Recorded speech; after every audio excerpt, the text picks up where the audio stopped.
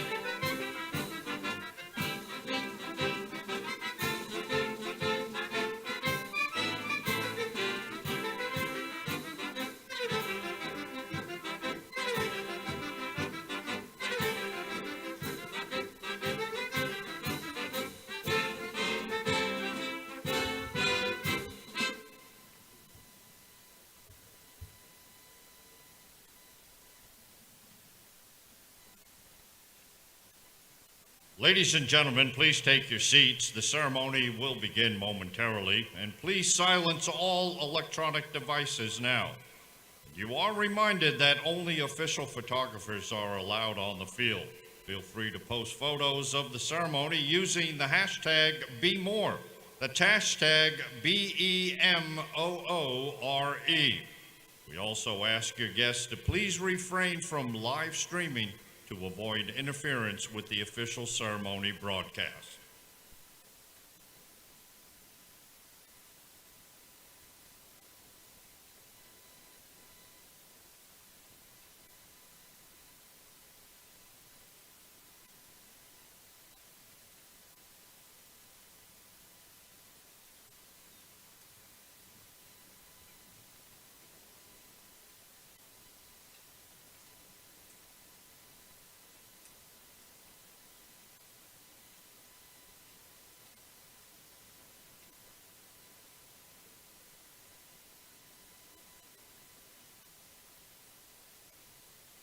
Distinguished guests, community leaders, veterans, fellow soldiers, family, and friends, good morning.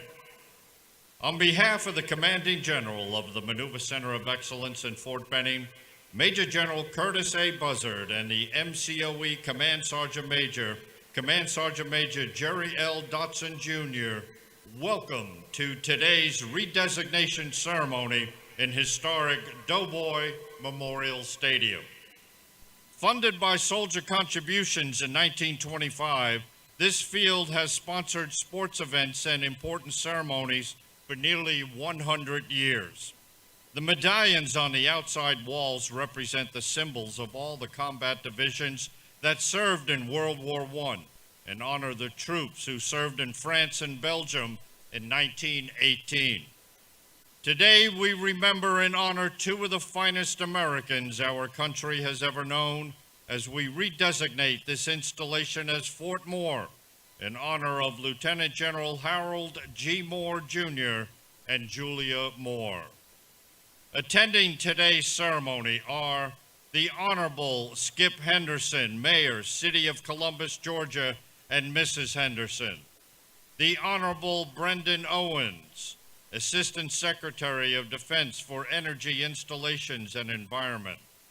The Honorable Carol Inson, County Manager, Talbot County, Georgia. The Honorable Kevin Brown, Mayor, City of Buena Vista, Georgia, and Mrs. Brown. The Honorable Eddie Lowe, Mayor, City of Phoenix City, Alabama. The Honorable Fred Copeland, Mayor, City of Smith Station, Alabama. The Honorable Ron Anders, Mayor, City of Auburn, Alabama. The Honorable Richard Heaton, Mayor, City of Bardstown, Kentucky, and Mrs. Heaton. General Gary M. Brito, Commanding General, Training and Doctrine Command, and Army Senior Representative. Command Sergeant Major Daniel T. Hendricks, Command Sergeant Major, Training and Doctrine Command. General Gustavo Acosta, Commander of the Special Operations Group for the Ecuadorian Army. Admiral Michelle Howard, U.S. Navy retired and Chair, DoD Naming Commission. Colonel Walter Joe Marm, U.S. Army retired and Medal of Honor recipient. Lieutenant General Ken Keene, U.S. Army retired. The Honorable Ed Harbison, Georgia State Senator, District 15. The Honorable Debbie Buckner, Georgia House Representative, District 137. The Honorable Teddy Reese, Georgia House Representative, District 140. The Honorable Carolyn Hughley, Georgia House Representative, District 141. The Honorable Chris Blackshear, Alabama House Representative, District 80. Mr. John Hargrove, Civilian Aide to the Secretary of the Army, Georgia West. Mr. John Phillips, Civilian Aide to the Secretary of the Army, Georgia North. Ms. Angela Odom, Civilian Aide to the Secretary of the Army, Georgia North. Commissioner Trish Ross, Georgia Department of Veteran Services. Mr. Michael Brody, Veteran Experience Officer, Department of Veterans Affairs. Mr. Daniel Klipstein, Assistant Deputy Chief of Staff, Army G9. Mr. Michael Formica, Assistant Deputy Chief of Staff, G357, Training and Doctrine Command. Major General Stephen Smith, Commanding General of the 7th Infantry Division, and Mrs. Smith.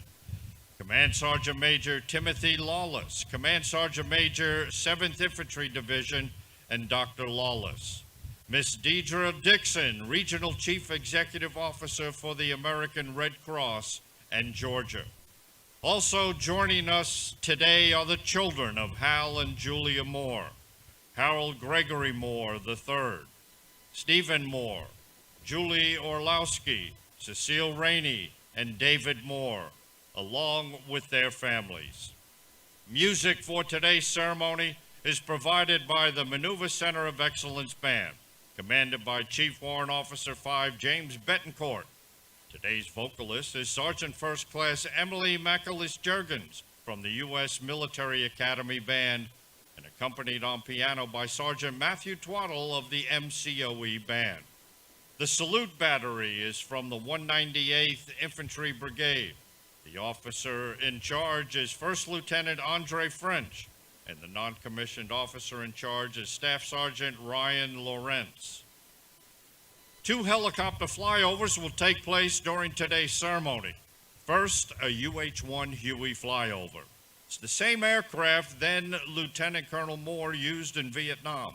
It will be conducted by the Friends of Army Aviation in honor of Lieutenant General Hal Moore, Julia Moore, and Fort Benning's contributions to the nation for more than a century. Then a UH-60 Black Hawk flyover will be conducted by the Airborne and Ranger Training Brigade. Now, ladies and gentlemen, please stand as you are able as the MCoE Command Chaplain, Colonel Scott Kuhlman, comes to deliver the invocation and remain standing for honors and the national anthem.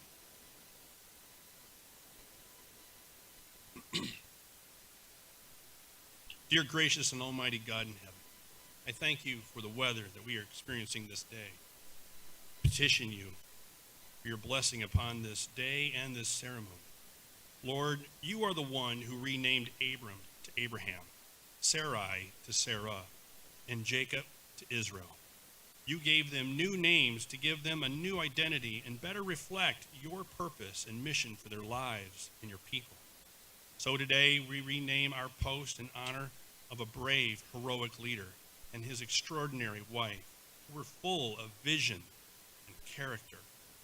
Together they represented the very best of our local community to better reflect our purpose and mission as the home of infantry and armor.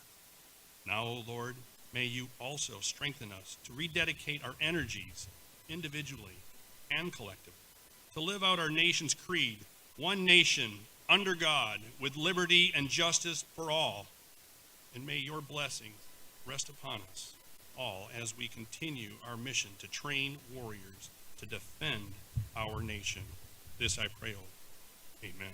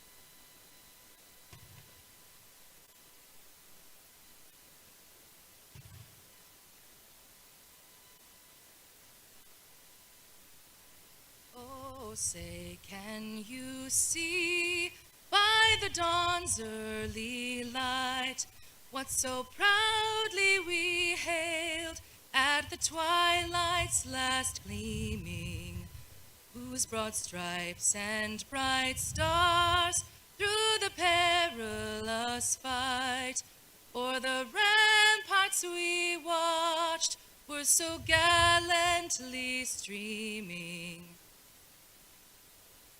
And the rocket's red glare, the bombs bursting in air, gave proof through the night that our flag was still there. Oh, say does that star-spangled banner yet wave o'er the land of the free and the home of the brave.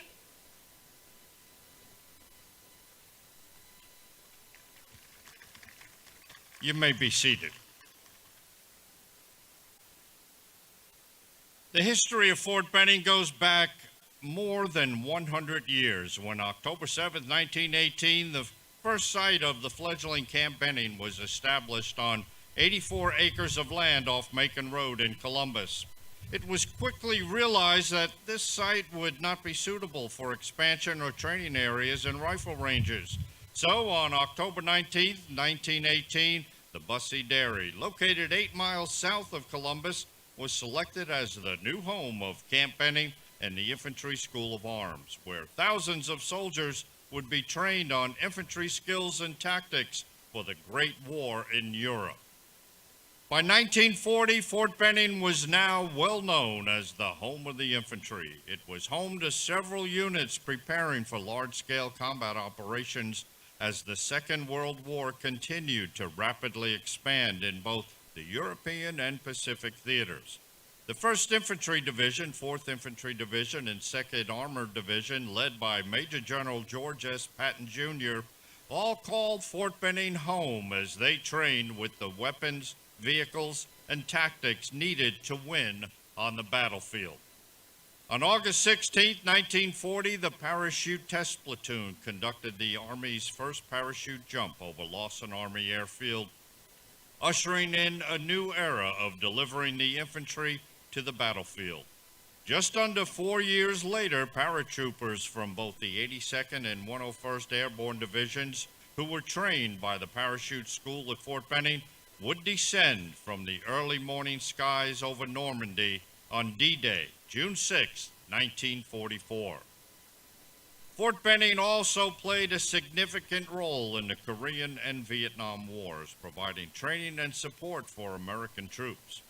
When the Korean War broke out on June 25, 1950, the 3rd Infantry Division headquarters and its 15th Infantry Regiment soon departed Fort Benning for combat operations in the Korean Peninsula.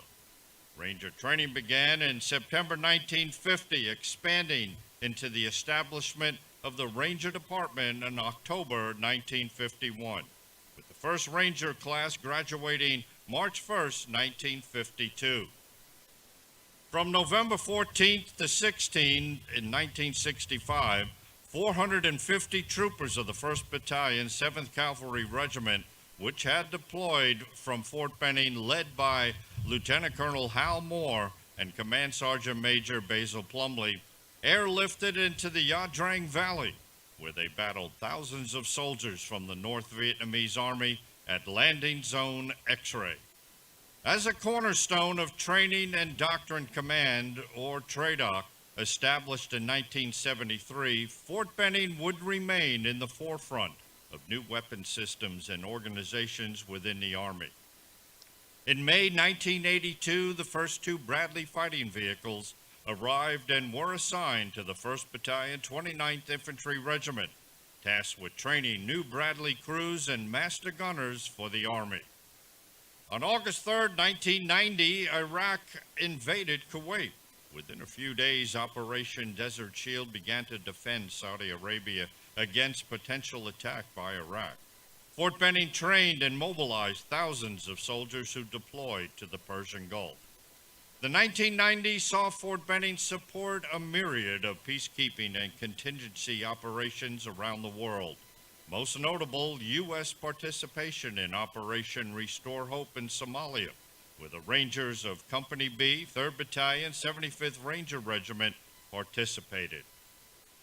After the terrorist attacks on September 11, 2001, the global war on terrorism began, rapidly increasing the training, education, and operational tempo of both the infantry school and other units here at Fort Benning. The 3rd Brigade, 3rd Infantry Division, stationed on Kelly Hill, deployed to Kuwait and participated in the ground invasion of Iraq during Operation Iraqi Freedom in March 2003. The 75th Ranger Regiment, with elements of the 3rd Ranger Battalion, Ranger Special Troops Battalion, and the regimental headquarters, conducted continuous deployments in support of combat operations in both Afghanistan and Iraq. All functional courses conducted by the infantry school quickly grew in response to an urgent need for training in counterinsurgency operations.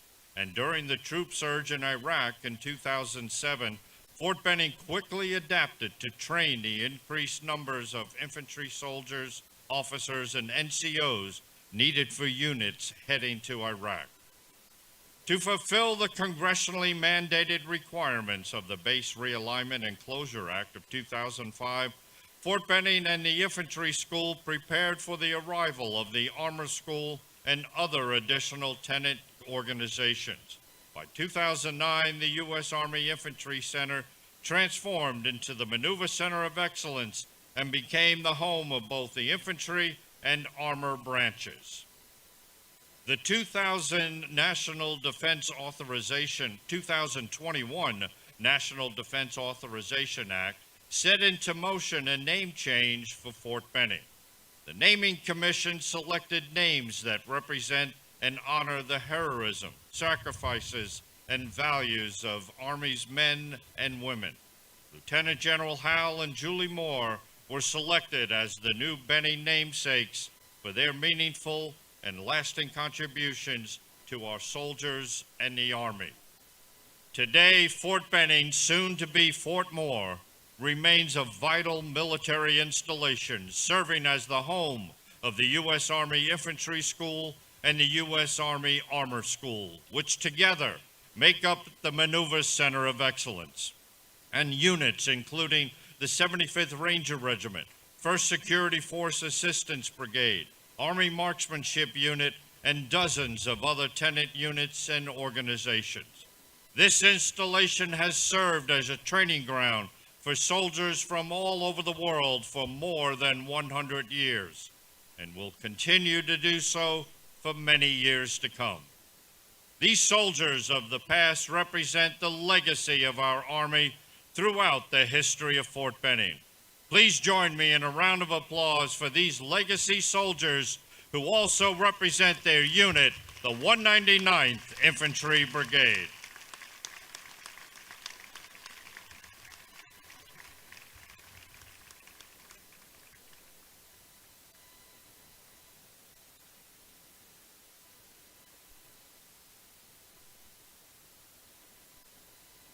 At this time, Colonel Colin Malley, the Garrison Commander, and Command Sergeant Major Michael Sanchez, the Garrison Command Sergeant Major, will now case the Fort Benning Garrison colors, symbolizing the final chapter in Fort Benning history. The casing of the colors is a traditional ceremony held by U.S. Army commands to commemorate the unit and its history upon the unit's deactivation.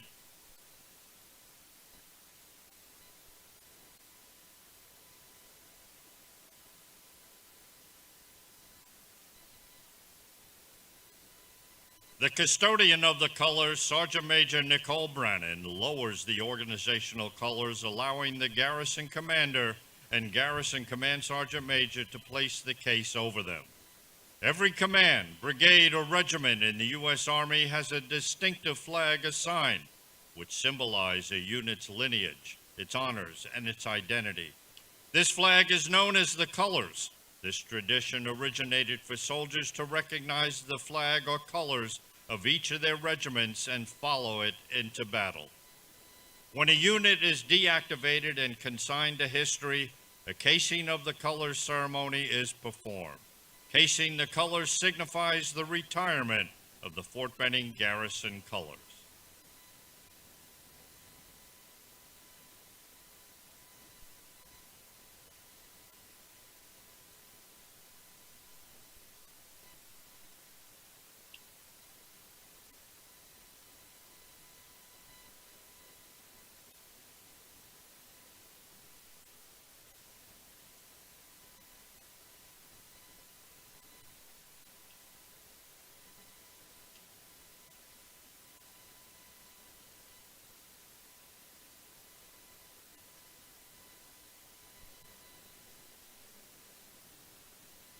At this time, Private First Class Madison Paul marches the Fort Moore garrison colors forward.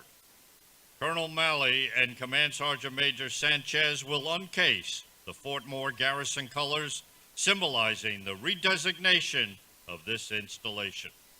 The Fort Moore garrison colors consist of the Installation Management Command distinctive unit insignia and Fort Moore scroll. These colors represent the pride and spirit of the soldiers and civilians who serve under them, providing sustainment, support services, and base protection, ultimately empowering a high quality of life for those who live, work, and rely on the installation and this community.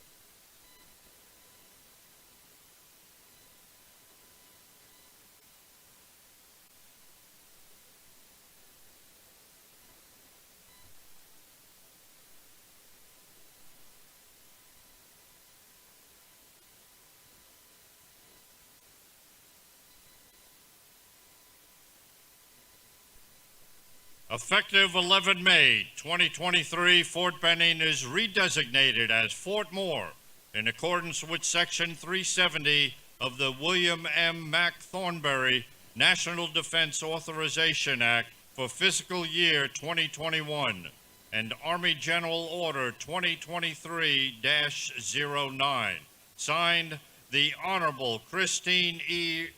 Wormuth, Secretary of the Army.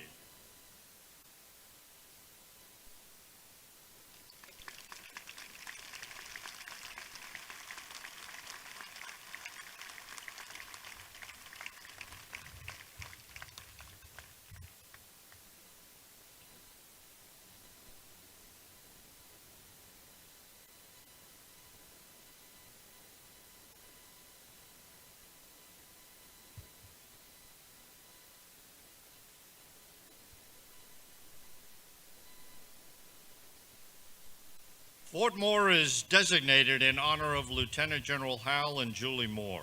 Hal Moore graduated from the U.S. Military Academy in 1945 and retired after 32 years of active service.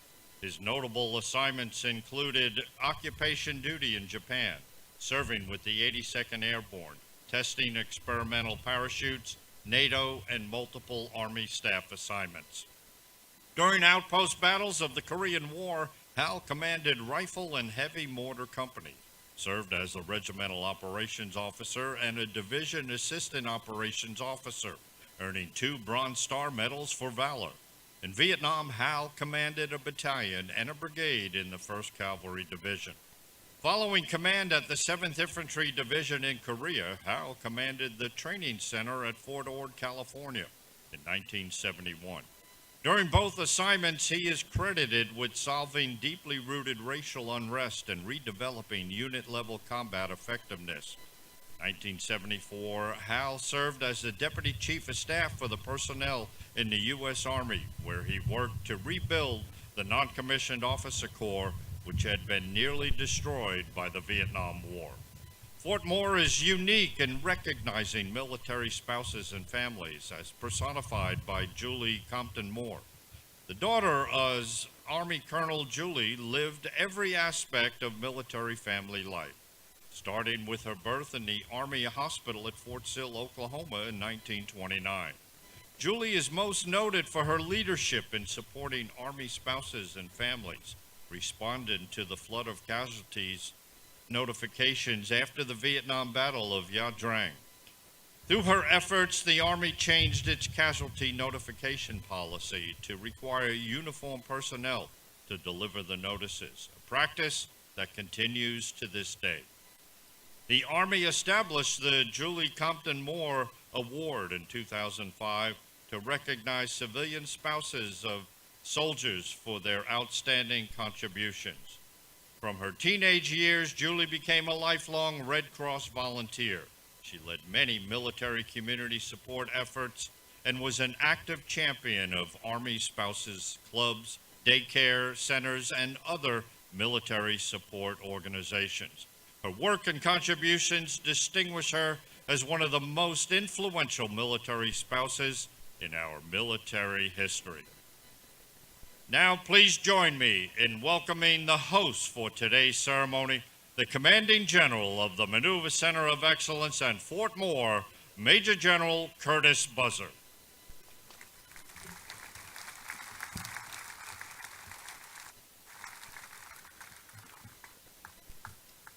Thanks, Steve, and good morning. And it's great having you back on the microphone. And I think the Moores are looking down on us today with some great weather, a little overcast, little breeze, taking care of soldiers once again.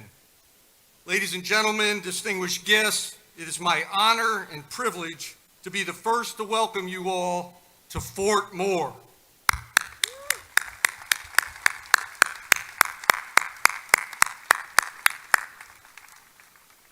And thank you for attending this historic event. I can't begin to tell you how truly honored and humbled I am to be the Commanding General for this ceremony. This stadium is filled with heroes from every generation, and today we honor two of our nation's very best.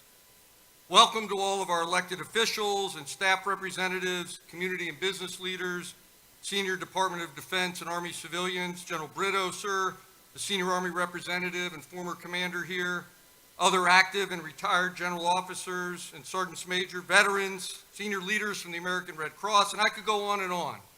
Your attendance speaks to the importance of this event and the great partnership we have with the Chattahoochee River Valley. A few special welcomes. First to the Moore children, Greg, Steve, Julie, Cece, and Dave, and to your families, over 50 of you. Thank you for making the trip. Thanks for sharing your memories and the stories about your parents to help us even better appreciate their character. Your presence today is the personal touch that gives this momentous occasion a very special meaning. We also have a Medal of Honor recipient in our midst, Colonel Retired Joe Marm, who led 1st Platoon Alpha Company 17 Cav in Vietnam, Lieutenant General Moore's battalion. Welcome also to all the veterans, especially those from 17 Cav, the unit Lieutenant General Moore commanded in Vietnam, and all of the other active and retired soldiers from units that the Moores served with throughout their career. I would also like to personally recognize 3 World War II veterans that are here from our greatest generation. Gentlemen, when I call your name, would you please raise your hand so we can recognize you? Stephen Melnikoff, who fought in the 175th Infantry Regiment of the 29th Infantry Division during D-Day landings on June 6th and 7th, 1944, and fought on until the Americans met the Russians on the Elbe River shortly before the German surrender. He was wounded twice during the war and is today 103 years old.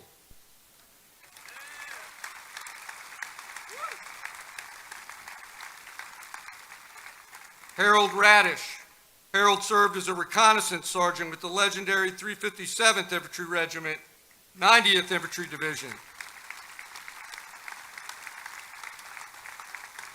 His unit was overrun on an operation close to the German border, resulting in him being a prisoner of war until the war's end. Harold is 99 years old.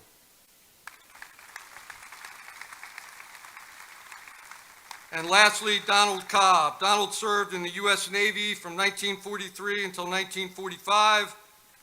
Aboard the USS Murphy as a radioman. During the D-Day invasion, his ship bombarded German positions off Omaha Beach and provided naval gunfire support throughout the operation. Donald is the youngest of these three at 98. Gentlemen, we are grateful for your attendance. Finally, thanks to all the soldiers, civilians, and family members of Fort Moore who are here today. This is really about you. We gather today to pay tribute to two more American heroes, Lieutenant General Harold G. Moore, Jr., known as Hal, and his wife, Julia Moore, known to friends and family as Julie. Hal and Julie were dedicated to each other, their children, and above all, soldiers and their families, and were servant leaders and people of extraordinary character. The relationships the Moores created and instilled in soldiers' spouses in this community during their career, and especially throughout the Vietnam War, were catalysts for the Army and forever changed how we value and take care of our own. The impact they had on families still resonates throughout our ranks to this very day. Prompted by his father, Hal's goal of attending the United States Military Academy at West Point took shape during his teenage years. In 1940, he accepted a patronage position at the Senate Book Warehouse that required him to drop out of high school. So Hal finished school at night. During the day, he stalked the halls of Congress in search of an appointment to West Point. 2 years later, he received an appointment to the United States Naval Academy. Supposed to be a little laugh there. Never won for second place, Hal convinced the Georgia congressman, there it is. Yes, a Georgia congressman to swap an unobligated West Point slot for his Kentucky-sponsored appointment to Annapolis. From the beginning, Hal displayed tremendous leadership potential at West Point and was committed to his values, always exemplifying personal and moral courage. When a fellow cadet, an African-American classmate, Ernie Davis, was to be excluded from a company picnic, Hal immediately objected and threatened to boycott the event. The class respected Hal's gesture and welcomed Davis to the picnic. Later, as the commanding general of Fort Ord, California, during a time of high racial tension, Hal instituted an equal opportunity policy, banning discrimination. He did more than talk a good game. Hal held folks accountable.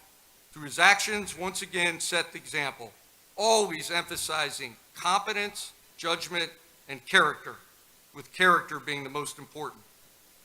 It is well documented that Lieutenant General Moore was a courageous leader who served with distinction in 3 conflicts, World War II, Korea, and Vietnam. Specifically, his actions at Landing Zone X-Ray in the Ia Drang Valley are immortalized in the book, which was later a movie, that he wrote with legendary war correspondent and good friend Joe Galloway, titled We Were Soldiers Once and Young. A former chief of staff of the Army described Hal as, quote, the bravest battalion commander I observed in 3.5 years of combat in Korea and Vietnam. Lieutenant General Moore fought as infantry in Korea, as cavalry in Vietnam, and he was a paratrooper with hundreds of jumps. That's the embodiment of the Maneuver Center of Excellence. He was a true hero who inspired his troops to greatness and earned their respect and admiration in return because he genuinely cared for them. He loved them and they loved him. Leadership, he said, is not about being in charge. It's about taking care of those in your charge. As a leader, Hal Moore epitomized our Army's values and also developed his own principles of leadership. One of the most being, quote, 3 strikes and you're not out. He believed leaders must exude self-confidence, a positive attitude, and the will to win, and that there was always one more thing one could do to increase the odds of success. Because in war, he said, there are no second-place trophies. Lieutenant General Moore accomplished many things in his life, but none would have been possible without the love and support of his wife, Julie. Much like her husband, Julie Moore was a visionary, a crusader of seeing things done right. It could not have been easy for her. Army spouses and families don't sign on to serve, yet they're called to do just that in support of their soldiers. Soldiers put their lives on the line to protect our country and its citizens. They endure long deployments, dangerous missions, and challenging conditions, often far from home and loved ones. The spouses and families left behind also sacrifice greatly, managing households, raising children, and coping with the stress of having their loved one in harm's way. These sacrifices are not only physical, but emotional as well, as they must navigate the challenges of separation and the uncertainty of what lies ahead. Army families of those deployed live a life of waiting and hoping. Most soldiers return, yet some make the ultimate sacrifice. When Julie watched on national television a Walter Cronkite interview of the family of Sergeant Jack Gell, she was distraught when she realized they were notified of his death by telegram, delivered by a cab driver. Not only saddened by the loss, she was upset that she didn't know about the death and wasn't there to comfort the family. The tragedy inspired Julie Moore to attend the notifications and the funerals of as many of her husband's fallen soldiers as she could. Only our Gold Star families truly understand the sacrifice and pain of losing a loved one in combat. Later this morning, you'll hear from Sergeant Gell's wife, Mrs. Rebecca Gell Workentine. May I ask Mrs. Workentine and all Gold Star spouses and families in the audience to please stand.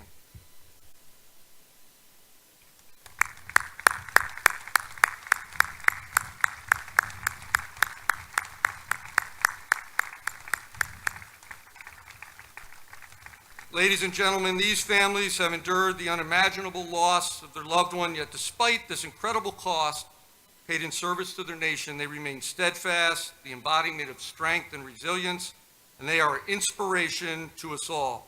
We owe them a debt of gratitude for their sacrifice for our nation. Please give them another round of applause. You may take your seats.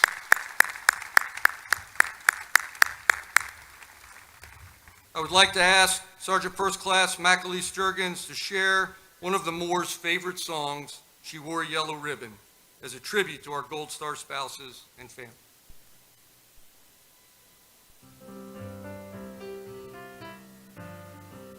Around her neck, she wore a yellow ribbon. She wore it in the springtime and in the month of May. And when you ask her why the heck she wore it for her lover who was far, far away, far away, far away. She wore it for her lover far away. Around her neck, she wore a yellow ribbon. She wore it for her lover who was far, far away.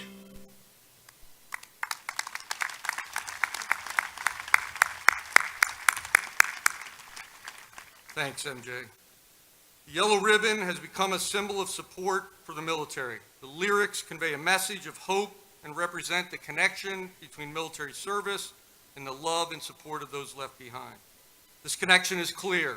When a soldier serves, their spouse and family also do. Such was the case with Julie Moore. In addition to being a lifelong Red Cross volunteer, she had a hand in improving services for spouses and families. Her leadership and commitment to supporting soldiers and their families led to the development of what we now know today as Army Community Services and the modern-day casualty notification process. Together, Hal and Julie Moore embody the very best of our military and our nation, and the renaming of this installation as Fort Moore is a fitting tribute to their lifelong dedication to the Army and its soldiers and their families. And by honoring them, Fort Moore also recognizes the sacrifices of all veterans, especially highlighting those from Vietnam. And it also reinforces the important role Army spouses and families play in the success of our military. The Moore name is no stranger to this installation. Hal began his career here. He trained and commanded here. He and Julie raised their family here. Hal and his soldiers stood on this very field before deploying to Vietnam. Julie changed how the Army notified and cared for the families of our fallen here. And ultimately, Hal and Julie chose to be interred in our cemetery here, amongst their troopers. Hal and Julie's lives came full circle here. They are part of the fabric of this post. As we rename this installation, it is important to remember its proud heritage, which dates back to October 1918. For over a century, this post profoundly impacted our nation and our world, shaping the course of history. In the 1920s, then Lieutenant Colonel George C. Marshall overhauled infantry training with a special emphasis on tactics. In the 1930s, the Tank Infantry School developed combined arms warfare doctrine. In the 1940s, the Airborne Test Platoon conducted the first military jumps from low altitude. And Lieutenant General Moore's battalion, 17 Cav, developed air assault tactics with helicopters that were introduced during the Vietnam War. Today, we continue to innovate at light speed with the integration of advanced technologies, new weapon systems and vehicle platforms, and new training and doctrine. As we move forward into the 21st century, we must look to the future and the challenges and opportunities that lie ahead. Our Army and the decisive land power force that trains here will remain integral to the defense of our freedoms and our way of life. Our mission at Fort Moore is central to our Army's success. This is where our country's national treasure, its sons and daughters, come to train. And we make a handshake with America every time they arrive. And we maintain the trust and confidence of the American people. New trainees, soldiers, and leaders come here to be better. They come here to begin their careers in the service of their country, to learn the basics from our outstanding drill sergeants, prepare to be non-commissioned officers. They come here to prepare to lead platoons, troops, companies, battalions, squadrons, and brigades. And the leadership lessons they learn here are key. The words of Hal Moore, quote, "The most important thing I've learned is that soldiers watch what their leaders do. You can give them classes and lecture forever, but it is your personal example they will follow." Bottom line, we at Fort Moore make our Army better, and the operational force relies on us to deliver. I can't think of a more powerful or important mission, and we must stay on the cutting edge because the character of war, the means and ways we fight, is always changing. But the nature of war remains the same, a brutal contest of wills that demands cohesive teams of soldiers who are fit, disciplined, highly trained, have the will to win, and epitomize the warrior ethos. Because in war, winning matters. As Hal Moore said, there is no second place. We are at the epicenter of winning at the Maneuver Center of Excellence. This is exactly what we do.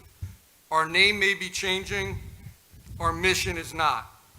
We will continue to train soldiers and leaders to fight and win in the crucible of ground combat, and there is no more important place to be right now than Fort Moore. Lieutenant General Hal and Julie Moore were courageous leaders and visionaries whose lives exemplified duty, honor, country. And each time we pass through the gates, their legacy will inspire us. The home of the Infantry and Armor Forces will be named after two people who not only embodied, but demonstrated the Army's values, one on the battlefield, the other on the home front. Fort Moore is a name our soldiers and our mission deserve, because when recruits sign on to be all they can be in the Army, they come here to be more. Let us remember the words of Hal Moore, who once said, "The soldier is the Army, and no Army is better than its soldiers." We must continue to take care of our soldiers and their families, and always remember those who made the ultimate sacrifice. This is the example the Moors set for us. And from this day forth, there's a challenge. We must live up to the Moore name each and every day. Thank you all again for joining us for this historic event. It is now my pleasure to introduce our next guest, Colonel Retired Tony Nadal. Tony commanded Alpha Company, 1st Battalion, 7th Cavalry Regiment, and fought in the Yadrang Valley with Lieutenant General Moore. Please welcome Colonel Nadal.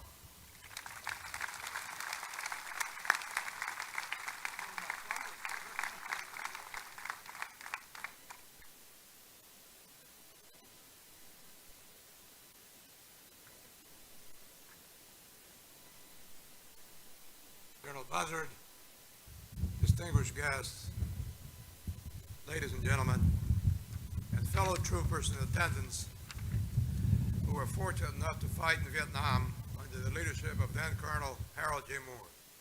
Good morning, and thank you for today. My name is Tony Nadal, and if you have to go to war, you want to go with the best. We did.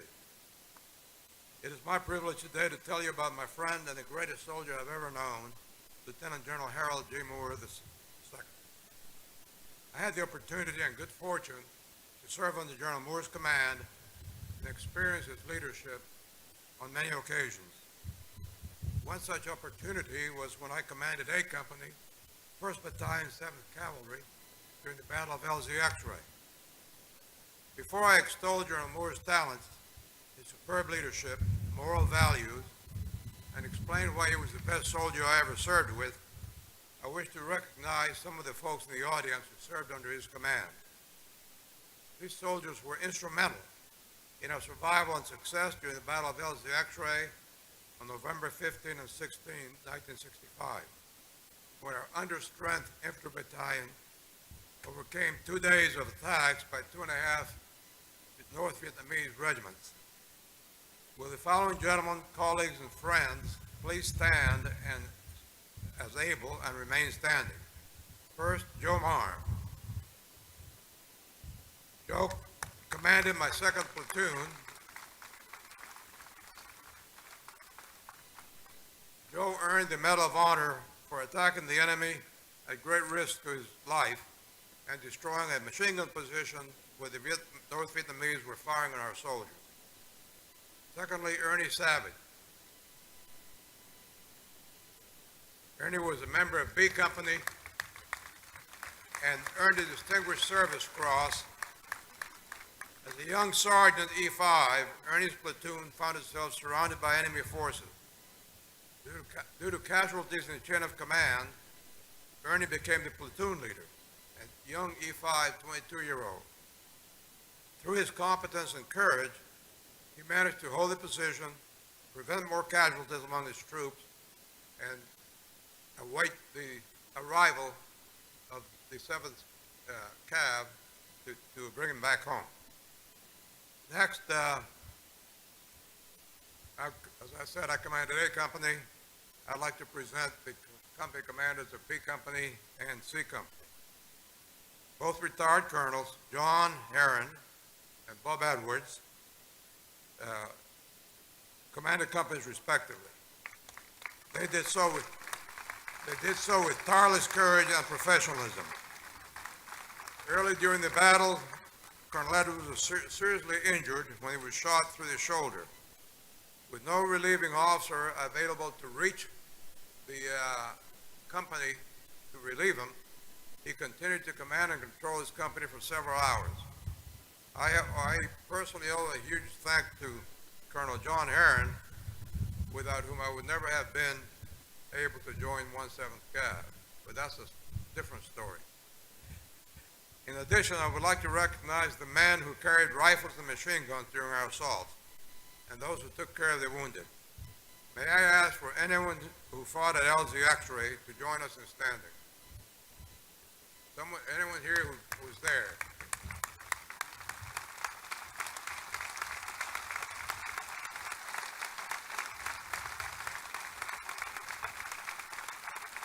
Now, would all veterans of the Vietnam War please stand?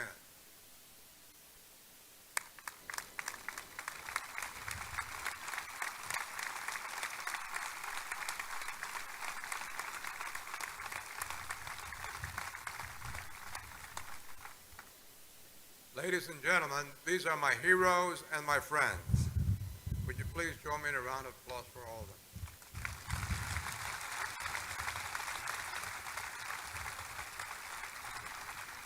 Thank you. Some great men aren't here to stand with us today because they died in service to the country in the Adrang Valley. One of these men was Sergeant Jack Gale, who was my communications sergeant and good friend. I have to tell you, he was more than that. He was an organizer. He kept my command post running, and he passed away, died in the battle, standing right here next to me. Two other soldiers that were here and here also died at the same thing. Myself and the other radio operator survived. And to this day, I wonder why. How could that be? 2 soldiers killed here and 1 killed here. And I don't escape. With this, I would like to present Jack Gell's wife, Carolyn Workentine. Oh, I'm sorry.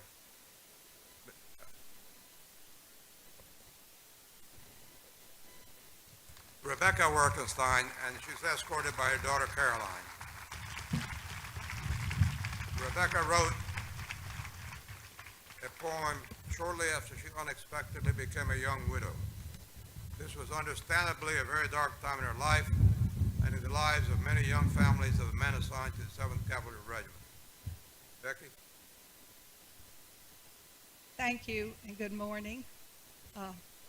My name is Rebecca Gell Workentine, and I wrote this poem in memory and honor of my late husband, Sergeant Jack Gell. It's called The Angels Cried With Me. The angels cried with me. No one knows how much I cry. No one knows how many times I wished I'd died. Is life just a cruel game? A test to see who remains sane? Hours on end staring at the falling rain. Only God, the angels, and I feel this pain.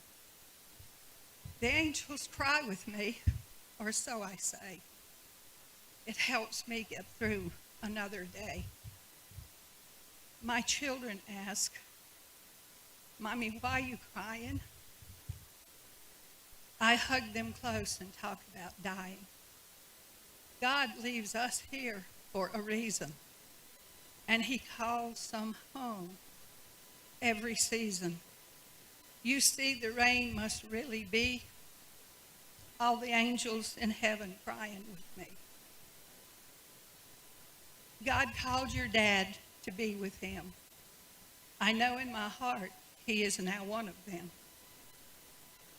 God must have really needed your dad to call him away and leave us so sad. He must have needed him even more than we. One day we'll all know why it had to be. Please understand this was a dark time in my life, a time I wasn't sure if I'd get through. Without the care of my chaplain, Lieutenant Colonel Lewis M. Jackson, and his lovely wife, Mary Nell, I found support in the Gold Star wives and the Army families around me, especially Shirley and Sergeant John Rangel Jr. I gained strength through my children. 9.5 years later, I've rediscovered love with John Workentine. I discovered purpose while founding the Queen City chapter of Gold Star Wives. I found companionship at gatherings and reunions across the country. And I found great friends like Tony Nadal, who made sure that I was always invited to those reunions. Thank you. And I'd like to present my daughter, my second daughter, third child. This is Carol Gell Federici. Thank you, Mom, for sharing this deeply moving and impactful part of all of our lives, and for being a strong, loving mother and a strong military wife.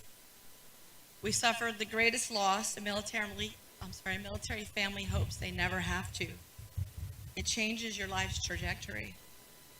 We sadly never got to know our father, but our mom stood proud and firm in keeping his memory alive with us always. I'm proud to be an Army brat. I'm thankful and grateful for family, military families, and all the incredible soldiers who served along my father, Sergeant Jack Gell. With that, I turn it back over to his company commander, a man we all greatly respect, Tony Nadal.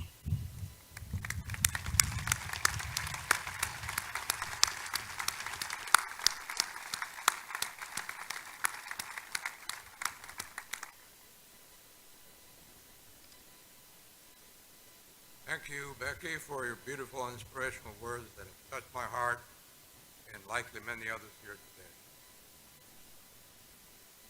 It's leaders like General Moore who set the example for the rest of us to follow. His character, competence, and professionalism was evident in everything he did and every part of his life.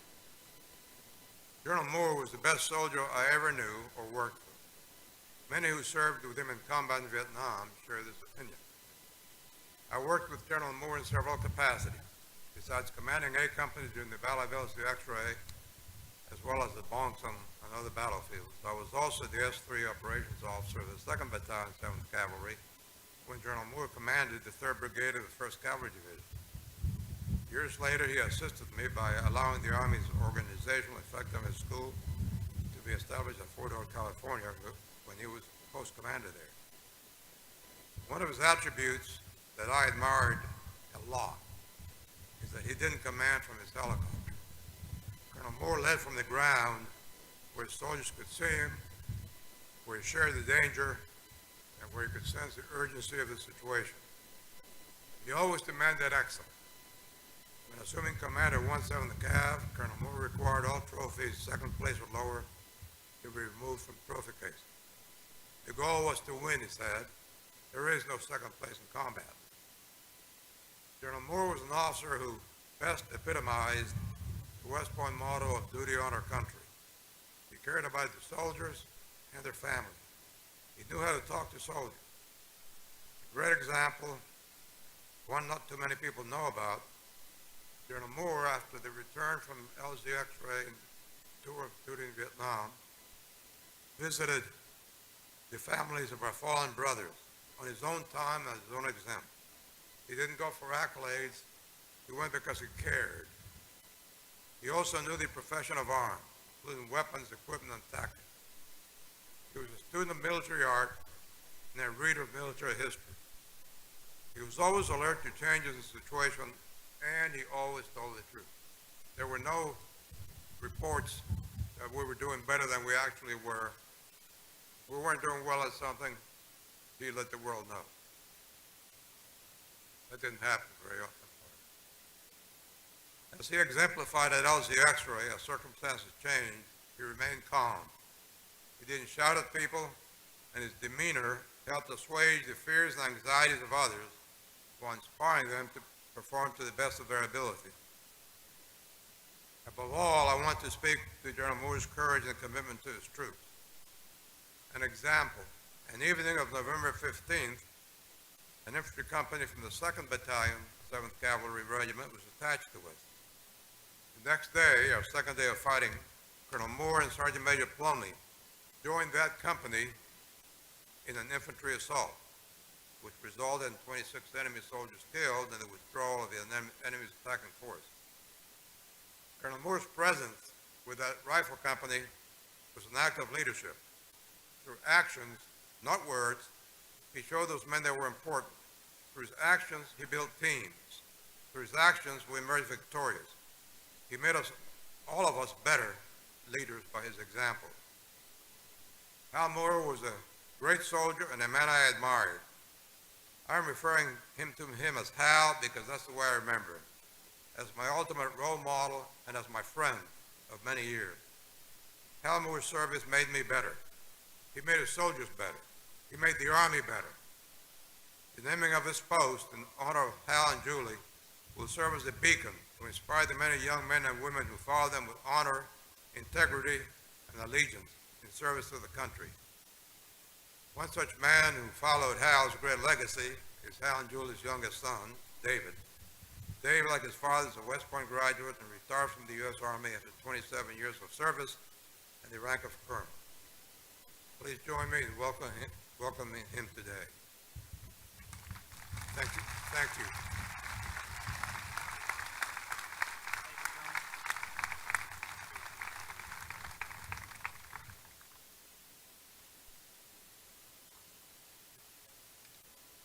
Thank you for your great words about my father, Tony, and my mother as well.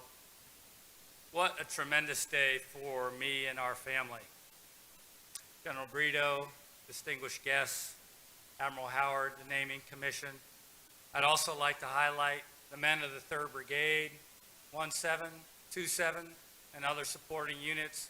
Thank you for bringing me, as Hal Moore's son, into, as Dad would say, your perimeter, and being a member of your perimeter, and allowing me to know you and know your service and your honor and your character and your dignity. That's incredibly important.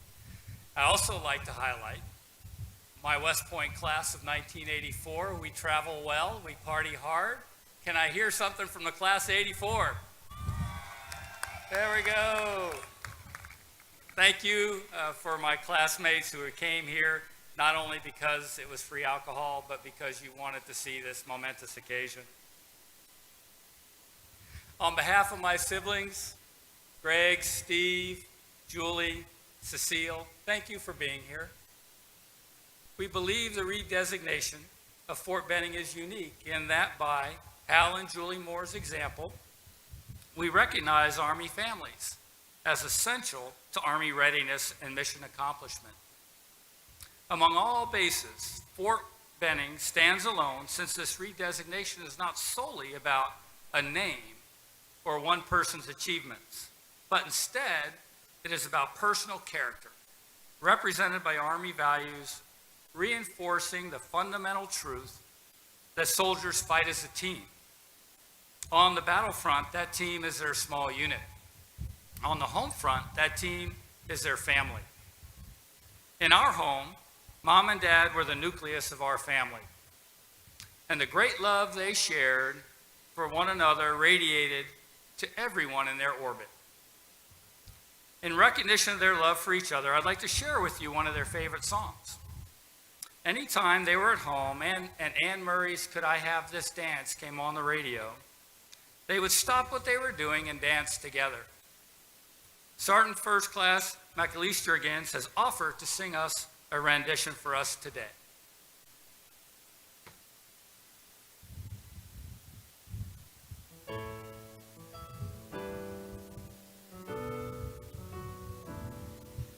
I'll always remember the song that was playing first time we danced, and I knew as we swayed to the music and held to each other, I fell in love with you. Could I have this dance for the rest of my life? Could you be my partner every night? When we're together, it feels so right. Could I have this dance for the rest of my life? Oh, and when we're together, it feels so right. Could I have this dance for the rest of my life?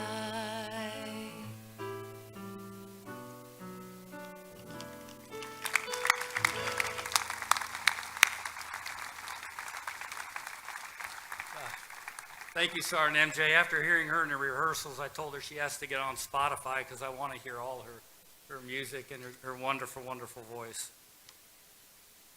Mom and Dad's life was founded upon love. Love of God, their country, and love of the Army. My Army, as they would say. We remember our parents because of this love and how they helped us grow and mature. That love is what we sincerely hope becomes the strength and foundation of Fort Moore. My two older brothers recall that when our family moved to a NATO assignment in Norway, Dad chose to put both boys, ages 8 and 9, in a Norwegian school. Not knowing the language, they were on their own to figure it out. Steve remembers his first class was in French, taught in Norwegian to a kid who understood neither language. On one occasion, Greg was with his schoolmates in Oslo, and a lost American couple came up and asked if anyone spoke a little English. The Norwegian kids promptly pointed to Greg, who provided directions in perfect American English. As the couple departed, he heard them say, "These Norwegian kids are really smart. That boy speaks excellent English."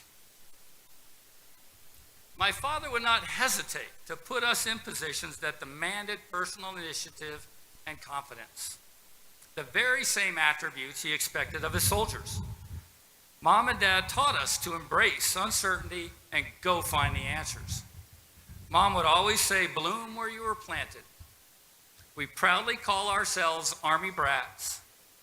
How we lived the Army life with Mom and Dad is fundamental to our outlook on adversity, change, and love. Amidst the turbulence of military life, our parents strove to maintain love and stability. It was the little things that, with time and perspective, were the big things. They shipped Julie's beloved parakeets and hamsters to Korea and back when other parents might have simply rehomed them.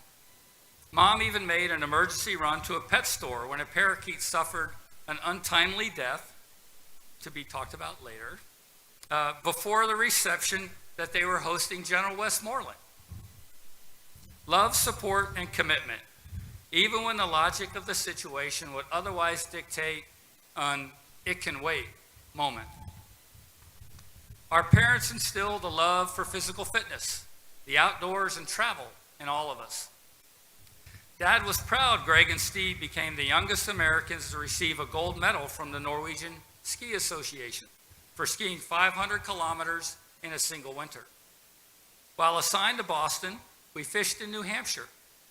On one trip, I dropped the fishing pole overboard. Dad was concerned about losing a, quote, sensitive item. He volunteered my brother Greg to dive into the frigid water, and after repeated attempts, Greg exploded to the top with the fishing pole. I suspect my father subsequently secured the pole to my wrist with 550 cord, a skill that would come in handy years later at Ranger School. We fished, hiked, picnicked, and skied at many locations along our journey. While my sister Cecile was in high school, she was determined to go on a class ski trip, even though she'd never been on a ski slope. Dad found a local shop to teach her some basic moves that allowed her to survive the treacherous bunny slope. Of course, we children knew little of the demands of his work. Mom and Dad had very little free time, and yet they created these special moments for each of us. One of mine and Teresa's fondest memories now, but not then, was a chance encounter with Mom and Dad on Victory Drive in 1985. As we stopped by the side of the road to chat, Teresa kept her left hand deeply buried in her pocket. As I had not told my parents, I had popped the question and she was wearing an engagement ring. Mom zeroed in on that hand, and in an instant, there was no fooling that woman. When my sister was living with my parents in Auburn with her 2 small children, Mom and Dad welcomed the opportunity to provide a positive living environment for the girls. This time, my sister Julie dubbed our father Captain Fun. This was a title and way of life that both Mom and Dad embraced for the remainder of their lives. Mom would walk her grandchildren to an ancient oak tree and picnic with them, making up stories of who else sat underneath that tree. My parents firmly believed a leader's core responsibility is establishing a vision and creating a future. Upon retirement, the future they created themselves reinforced their core faith and character beliefs. They reoriented their lives to engaging with grandkids and skiing the Colorado mountains. Mom took her first job at the age of 49 as a cashier at a gift shop in Crested Butte, Colorado. She loved smiling and greeting countless visitors daily, convincing them to buy yet another pair of sunglasses, a task that would have driven my introverted father to complete surrender. It was a well-known secret that Dad attended social events to gather intel on local fishing spots. My parents' faith in God was paramount. To quote Dad, "The purpose of our lives on this earth is to make the cut for heaven." In his final years, the priests of St. Michael's Catholic Church would visit and offer communion. During one visit, the priest asked Dad if he'd like to confess any sins. Dad thought for a minute. He was quiet and popped up and said, "Can't think of anything." We all had a good laugh. Mom and Dad made the cut. They loved us. They loved the Army and soldiers. They were truly a command team whose service did not end upon retirement from active duty. Honoring battlefield commitment, Mom, Dad, and Joe Galloway began to write We Were Soldiers Once and Young. Across the 10 years of research and writing, their effort allowed the eye-drained troopers and relatives to renew their brotherhood, share their memories, and assuage their pain. My parents' phone number was public. Troopers would call the house, and more often than not, they would talk to Mom rather than Dad. We still feel their presence. Julie seems to get most of the signs from Mom and Dad these days. Mom loved butterflies, so when we see a butterfly, we say, "Hi, Mom." Our family is deeply grateful that our parents will be honored, remembered, and held as role models for the generations of Army soldiers in these stands and to come. They loved each other. They loved us. They loved the Army and their beloved troopers, so much so that my father's last wish was to be buried among his troopers here at the Post Cemetery. The same troopers my mother referred to as their sons and brothers, and with whom she is buried as well.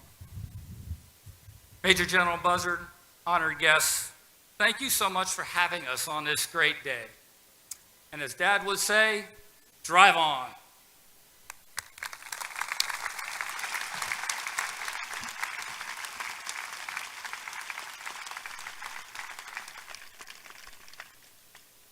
And now the Moore children join Major General Buzzard and Command Sergeant Major Dotson, Colonel Malley, and Command Sergeant Major Sanchez on the field for the unveiling of the Fort Moore signs.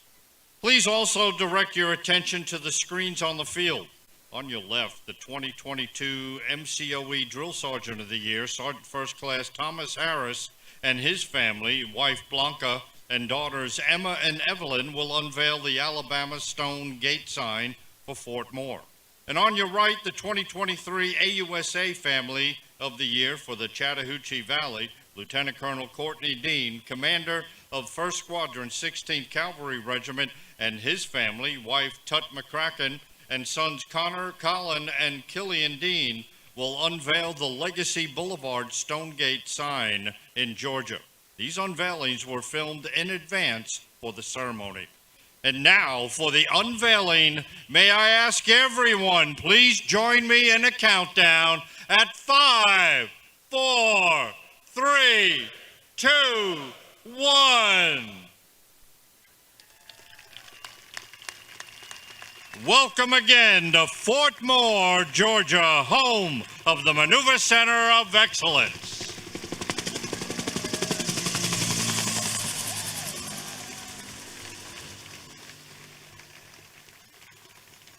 You have just seen a UH-1 flyover tribute by the Friends of the Army Aviation. The UH-1 or Huey is the aircraft then Lieutenant Colonel Moore and his troopers of the 1st Battalion, 7th Cavalry Regiment rode into battle in Vietnam. Please keep your eyes on the sky. We're in a moment of formation of UH-60s.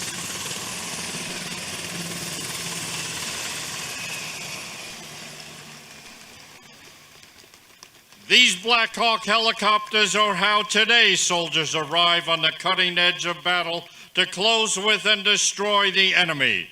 Together, these aircraft represent our past, present, as we move forward as Fort Moore. Ladies and gentlemen, please rise as you are able and join in the singing of the Army song led by Sergeant First Class Macalise Juergens, accompanied by the Maneuver Center of Excellence Band. Please sound off with me. March along, sing a song.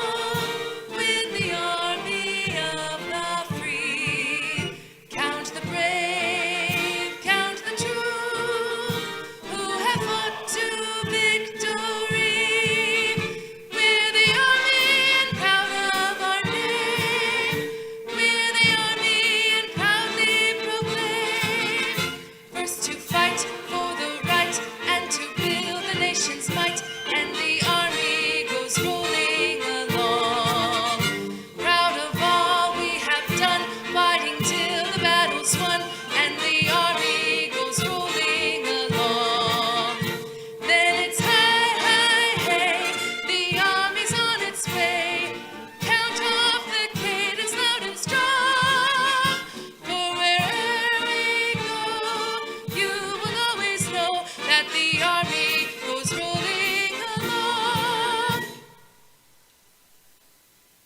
Please take your seats. On behalf of the Maneuver Center of Excellence and Fort Moore, Commanding General Major General Curtis Buzzard, we thank you for your attendance at today's ceremony and express many thanks to all who made this day possible. Please remain in your seats as the extended Moore family takes an official photo in front of the Moore sign.